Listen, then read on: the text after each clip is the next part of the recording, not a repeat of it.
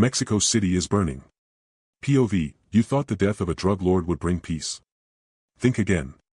The confirmed killing of Nemesio, El Mencho Oseguera Cervantes, the most wanted man in Mexico and leader of the Jalisco New Generation Cartel, CJNG, has unleashed absolute chaos across at least 6 states.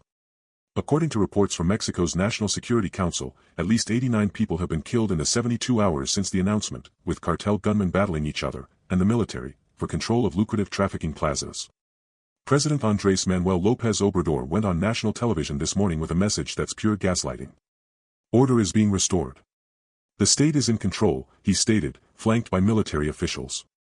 But the footage flooding social media tells a different story. Smoke plumes rise over Guadalajara. Gunfire echoes through the streets of Tijuana. It's a reality TV show where the prize is a multi-billion-dollar drug empire, and the contestants are armed to the teeth. The power vacuum is a free-for-all.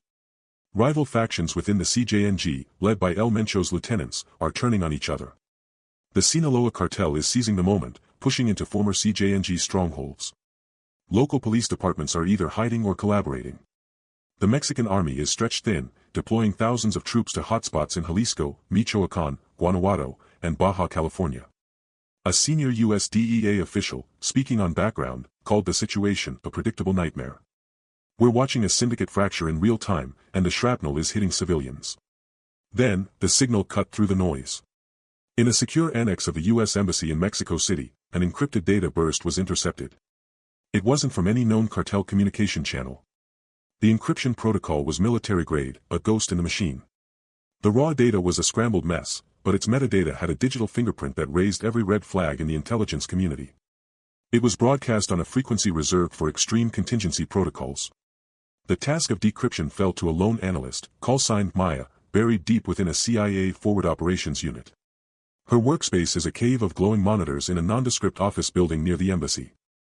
For 18 hours straight, she's been running brute force algorithms and code-breaking suites, fueled by black coffee and a deep, personal vendetta against entropy. Cartel violence isn't abstract to her, it's a file folder of crime scene photos from a past she can't outrun. Got a hit, she mutters to the empty room, her fingers flying across the keyboard. The garbled characters on her central screen begin to resolve, line by line. It's not a map of drug routes. It's not a hit list. It's a command. The decrypted command wasn't a target list. It was a blueprint. A step-by-step, corporate-style takeover plan for the Guadalajara International Airport's new World Cup terminal. Maya's blood ran cold. This wasn't random terror. It was a hostile acquisition. Then, the cyber attack hit. The traffic management system for the planned fan zones in Mexico City glitched, then failed, displaying a single, looping icon across every screen, a golden rooster, the symbol of the cartel Jalisco Nueva Generation, CJNG. Enter Sofia Reyes. A veteran investigative journalist for Preciso with a reputation for digging into cartel finance. Her source, a mid-level logistics coordinator for the World Cup host committee with a gambling debt, was jittery. The security firms getting the biggest contracts for perimeter fencing, surveillance, and crowd control, the source whispered over lukewarm beers in a crowded cantina, trace back to shell corporations. Those shells are washed through Panama, then funneled into a holding company based in Madrid. The board chair is a name you'll never find. But the beneficiary, it's a trust fund. For a minor. Sofia's investigation took a dark turn. The minor was a 17-year-old boy, enrolled in an elite boarding school in Switzerland. His name, Edgar Guzman Lopez. Public records showed a mother living modestly in Zapopan. But Sofia's deep dive found a different story. A birth certificate, long buried, listing the father, Nemesio Oseguera Cervantes. El Mencho.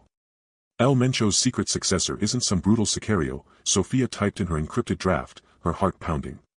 It's his son. And they're not trying to disrupt the World Cup.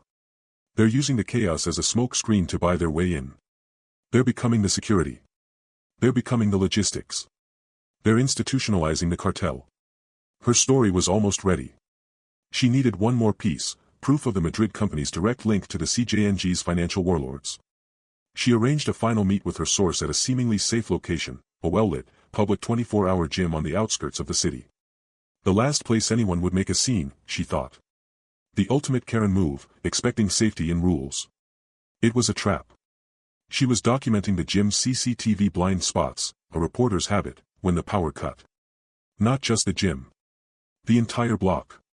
In the sudden, suffocating silence, heavy footsteps echoed in the stairwell. No shouts. No commotion. Just efficient, terrifying movement. Sophia bolted for the emergency exit. The door was jammed from the outside. She was turning, fumbling for her phone's flashlight, when a cloth soaked in sickly sweet chemicals clamped over her mouth and nose. The world tilted. Sophia came to in a concrete box. No windows. One metal door. The smell of industrial cleaner and stale fear. Her head pounded, a chemical hangover. A screen flickered to life on the wall. Not a video call. A pre-recorded message. The man on screen wasn't a scarred Sicario. He was late 40s, sharp suit, the calm of a Fortune 500 CEO. This was El Administrator.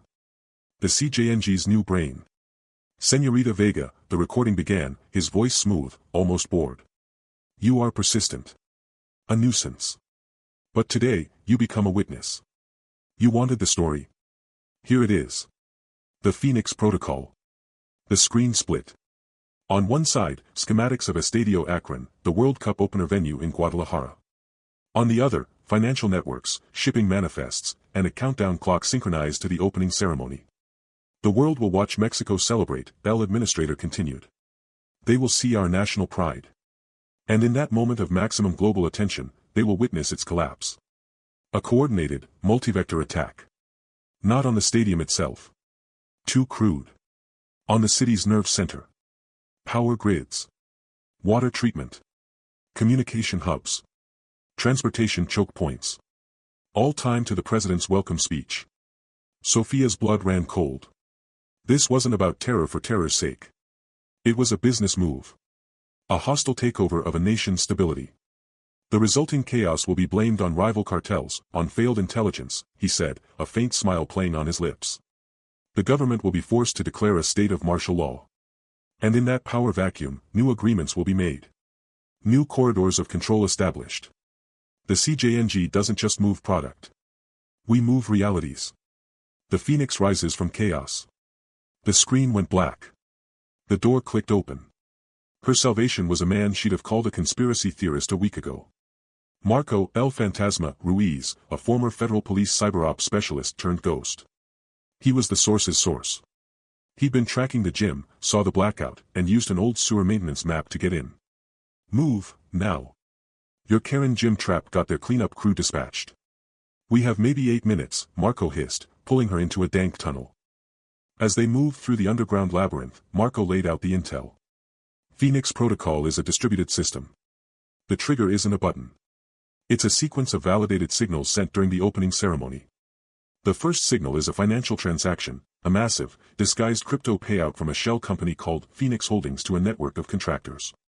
My team intercepted part of the ledger. The target isn't just infrastructure. It's the perception of safety. He handed her an encrypted tablet. Scrolls of data. Look. The opening ceremony was a trap. That's the POV from inside the command bunker, where Agent Diaz and her rogue IT guy, Marco, watched the final pieces of Phoenix Protocol fall apart in real time. According to a senior intelligence official who spoke on condition of anonymity, a joint cyber task force, acting on a last-minute data dump from an unnamed source, initiated a global counter-transaction network. They flooded the blockchain with decoy signals. It was like showing up to a secret handshake with 10,000 different hands, the official stated. The protocol's automated system, designed for stealth, choked on the noise. The physical attack was simultaneously thwarted. At 10:17 a.m., police and federal agents, coordinating on encrypted channels to avoid compromised comms, moved on 3 locations, a utility substation, a water treatment control hub, and a broadcast truck for the ceremony's live feed. In each, they found small, sophisticated devices designed not for large-scale destruction, but for precise, symbolic sabotage. A short blackout here, a burst of foul-smelling water there, a hijacked broadcast everywhere. The goal, as Marco predicted, was the perception of safety. To make the city, and by extension the government, look helpless on its biggest day. The new leader, a charismatic deputy director named Alistair Vance, was captured not in a dramatic firefight, but in a quiet parking garage. He was waiting for a confirmation signal that never came. Bodycam footage, later leaked, shows him calmly surrendering, a faint, sarcastic smile on his face. I suppose the maintenance request was denied, he reportedly said. The corruption exposed was systemic. Internal memos and financial trails, now in the hands of federal prosecutors, point to a network of officials across multiple agencies. Their motive wasn't ideology, but a different kind of currency, influence, contracts, and the pure, addictive gaslighting of an entire nation. In a press conference this evening, the governor stood flanked by agency heads, declaring a swift and total victory for justice. But the body language told another story. The police commissioner stared at his shoes. The head of Cyber Command avoided eye contact. The facade was cracking live on camera. The deeper uncertainty is what comes next. Vance isn't talking. The shell companies are dissolving into the digital ether faster than they can be traced. And the Phoenix Protocol code? According to Marco's final assessment, transmitted to Diaz before he vanished back into the digital shadows, it was never deleted. It was designed to be open source. The blueprint is out there, his message read. The next guy just needs a new wallet and a new list of friends in low places. The city is quiet tonight.